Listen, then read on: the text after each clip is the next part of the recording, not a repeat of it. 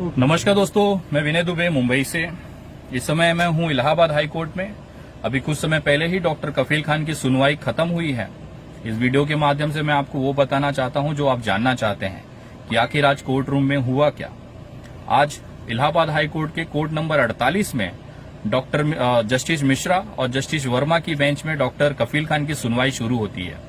आज फिर से उत्तर प्रदेश सरकार ने डॉक्टर कफील खान की रिहाई को रोकने के लिए जितना भी प्रयास था वो कर दिया। उन्होंने सरकार से, जज साहब से उन्होंने मोहलत मांगी कि हमें और 1 महीने का समय चाहिए ताकि हम इस पे और कार्रवाई पे जो भी सबूत है वो जमा कर सकें।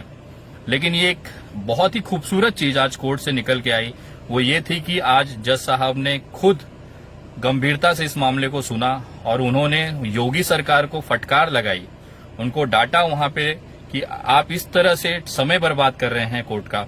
जिस तरह से आप लोग समय ले रहे हैं, कोई न कोई कारण बता के, कोई न कोई बहाने बता के, आप जिस तरह से इस सुनवाई को टाल रहे हैं, अब ये इलाहाबाद हाई कोर्ट उसे नहीं सुनेगा। एक बहुत ही गंभीरता से और स्ट्रिक्टली उन्होंने, जज साहब ने अपनी बात रखी और योगी सरकार को फटकार लगाते हुए कहा कि अगली जो 7 तारीख आने वाली है वो उस तारीख को कोर्ट अपना फैसला दे देगा। भले योगी सरकार को जो करना है, एडवोकेट जनरल जो सरकारी वकील हैं उनको जो करना है वो करें। आपके पास आखिरी कुछ दिन दे रहे हैं जज साहब की तरफ से और उसके बाद ये कोर्ट मजबूर हो जाएगा इस केस के अंदर फैसला देने के लिए। तो ये आप लोगों की मेहनत है, अपनी मेहनत है। जिस तरह से हम लोगों ने मिलकर आवाज उठाई, कहीं न कहीं उसका जो दर्द था, पूरे भारत का जो दर्द था, वो न्यायपालिका तक पहुंचा है।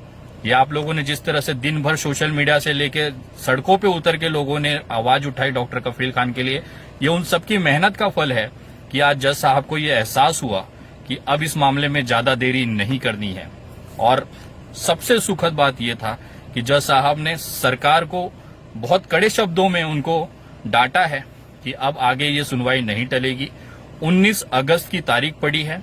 19 अगस्त तक योगी सरकार को और सरकारी वकील को जो भी अपना पक्ष रखना है उसका मोहलत दिया गया है और 19 तारीख को जज साहब ने कहा है कि इस मामले की सुनवाई फाइनल होगी और इस मामले पे जो भी फैसला है कोर्ट का वो दे दिया जाएगा।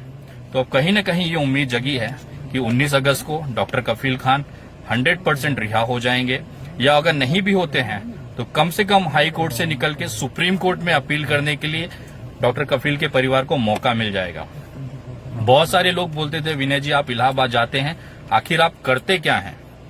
डॉक्टर कफील का परिवार हमें सपोर्ट नहीं कर रहा है।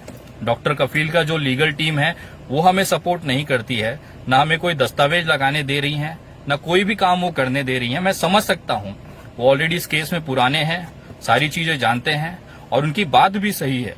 वो जिस तरह से हमें एक तरह से साइड रखे हैं केस में, वो भी मैं समझ सकता हूं, क्योंकि और तारीखें न पड़े, शायद हमारी कोई नई पेपर लगाने की वजह से तारीख आगे बढ़ जाए। इससे डरते हुए डॉक्टर कफील का परिवार ने हमें पूरी तरह से जो साइड किया हुआ है, उसके बावजूद मैं जो यहां आके करता था वो केवल एक प्रयास मेरा होता था कि जुडिशरी सिस्टम से मैं रिक्वेस्ट करता था, जज साहबों से मैं रिक्वेस्ट करता था अलग अलग माध्यमों से कि सर एक टाइम फिक्स कर दीजिए, वो आखिरी दिन हो, उसके अंदर अंदर फैसला आ जाए। और आज जो कोर्ट में हुआ वो कहीं न कहीं मुझे लगा कि जिस तरह माध्यमों से हमने अपनी बात कोर्ट तक या जज साहब तक पहुंचाने की कोशिश की है वो सफल हुई है और कहीं न कहीं उसका परिणाम अब दिखने लगा है। 19 अगस्त को फाइनल हियरिंग है और वो आखिरी हियरिंग होगी जिसमें कि डॉक्टर कफील खान के रिहाई के लिए आदेश या रिजेक्ट कर दिया जाएगा, ताकि जो भी हो एक तरफा फैसला 19 अगस्त को मिल जाएगा। ये उम्मीद हमारी है।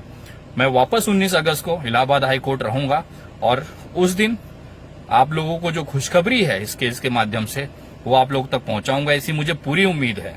जिस तरह से जज साहब ने आज सरकार को फटकार लगाई है, सरकारी वकील को आखिरी चेतावनी दी है, उसको देख के कहीं न कहीं लग रहा है कि अब डॉक्टर कफील खान को इंसाफ जरूर मिलेगा।